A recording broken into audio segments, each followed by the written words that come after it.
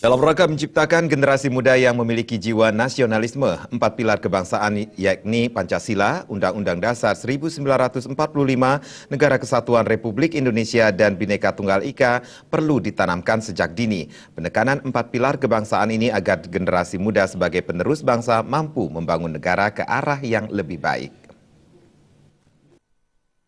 Tentang Pancasila, kita sampaikan kepada mereka bagaimana penjabarannya. Dari mulai sila ketuhanan, kemanusiaan, mereka harus menghargai sesamanya. Apalagi di Bali kemarin ada kerusuhan, kita sampaikan di sana. Tidak boleh konflik, tidak boleh berantem, tidak boleh bertikai, apalagi saling membunuh. Itu penjabaran di lapangan, kemudian persatuan juga, mereka harus merasa solid, kompak sebagai bangsa Indonesia, sebagai masyarakat Bali di sini. Kemudian yang keempat tentang permusyawaratan juga kita sampaikan di sana.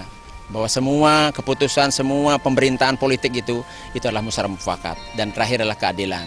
Kemudian yang kedua tentang NKRI juga kita sampaikan di sini. Bagaimana bahwa NKRI itu harga mati.